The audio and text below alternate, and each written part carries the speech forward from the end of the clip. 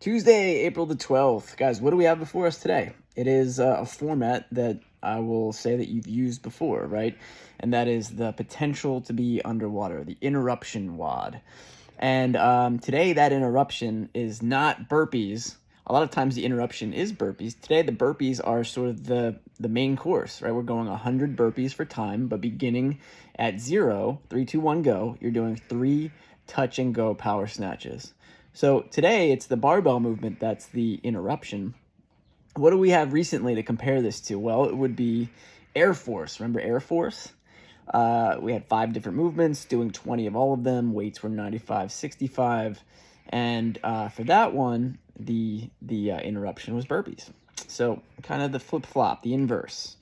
What are we looking for? So obviously we are looking to finish quickly, right? Not quickly, but to go as fast as possible without burning yourself out or without needing to take off an entire minute. The burpees should be at a pace that you feel you could sustain, right? And that means, we accommodate every type of variation of burpee. Just get your chest to the floor, get up, see a little daylight under your feet, open your hips, all of the things that you guys know go into a burpee.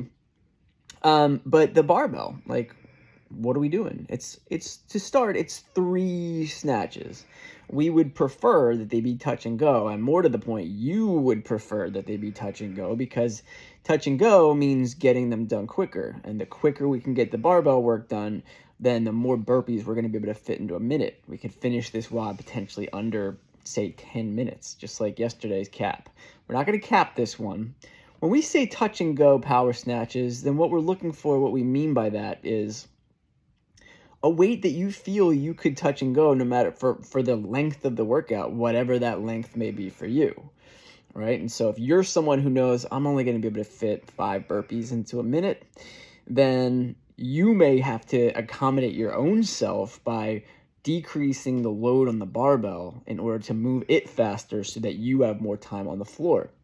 And then what can you touch and go? That's tough to say. I can't really give don't do more than this today, except to say if at some point you can't touch and go anymore, then you probably went too heavy, right? I can certainly see a few people whose touch and go for 3 is like, 135, 95.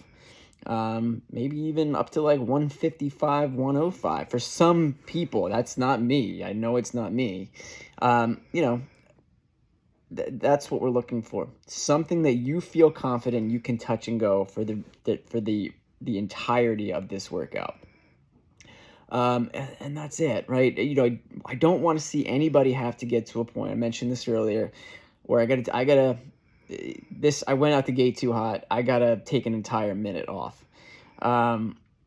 Or anybody for whom the snatches would take, and if we're touching and going, this shouldn't happen, but that where the snatches take so long to set up on, to get the work done, to put the barbell down, that I barely have time to do any of the snatches or to do any of the burpees. In other words, barely have time to chip away at the whole focus of the workout. So pretty standard concept in CrossFit. It should be a pretty intense workout. And then we'll move on. All right. Fitness will be achieved. Have a good day. Ask questions if you need to.